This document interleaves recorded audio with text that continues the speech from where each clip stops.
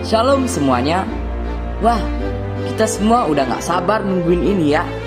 Merry Christmas semuanya.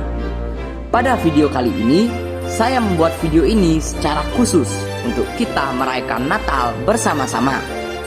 Ini adalah waktu yang kita tunggu-tunggu, tapi waktu menunggunya lama sekali.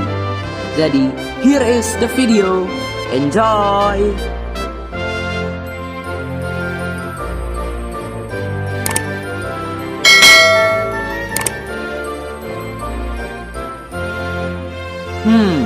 Pertama-tama kita harus tahu dulu apa sih Natal. Menurut kalian Natal itu apa? Wah, harinya kita dapat kado, harinya kita jalan-jalan, dan lain-lain. Sebenarnya semua itu salah. Natal yang sebenarnya adalah hari kelahiran Sang Juru Selamat yang telah mati di kayu salib untuk kita semua, yaitu Yesus Kristus. Saya akan mengambil 2 ayat Alkitab yang sangat mengajarkan kita mengenai Yesus Kristus.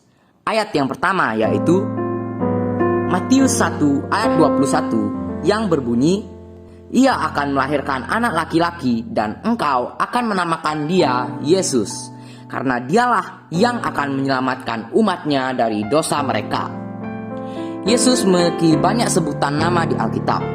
Ia disebut sebagai anak manusia, anak Daud, anak Allah, anak domba Allah, Tuhan, Mesias, penyelamat, Raja damai, Gembala yang baik, Firman yang menjadi manusia, Alfa dan Omega, Raja segala raja, dan Tuhan segala Tuhan, dan masih banyak lagi.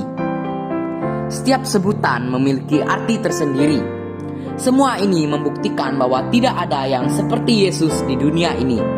Itulah sebabnya Rasul Paulus dalam Filipi 2 ayat 9-11 menuliskan, "Itulah sebabnya Allah sangat meninggikan dia dan mengaruniakan kepadanya nama di atas segala nama, supaya dalam nama Yesus bertekuk lutut segala yang ada di langit dan yang ada di atas bumi dan yang ada di bawah bumi, dan segala lidah mengaku Yesus Kristus adalah Tuhan, bagi kemuliaan Allah Bapa." Nama Yesus layak menerima segala pujian dari kita. Yesus seringkali disebut sebagai Yesus Kristus. Kata Kristus bukanlah nama belakang Yesus.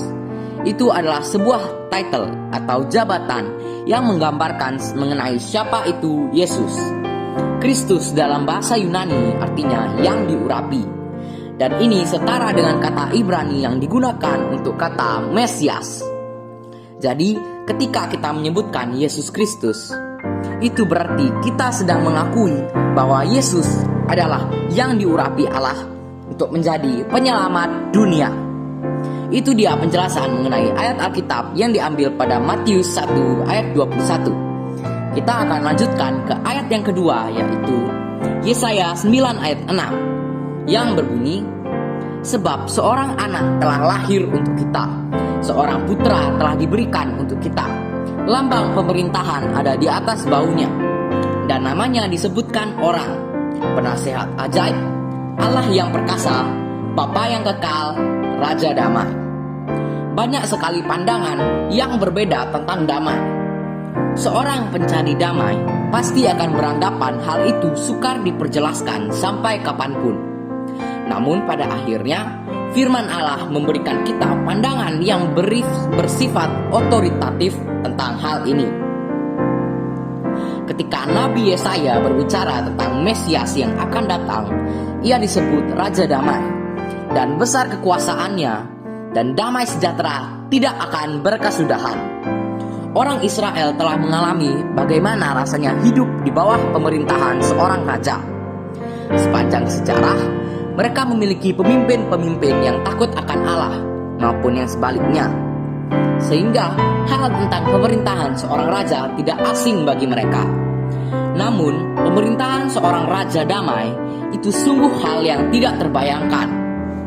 Sebagai pengikut Kristus, kita hidup dalam damai sejahtera yang tidak berkesudahan. Raja damai itu yang membuat kita tidak perlu berjuang untuk mendapatkan perkenanan Allah. Ia telah menanggung semua kutuk dosa dan kematian.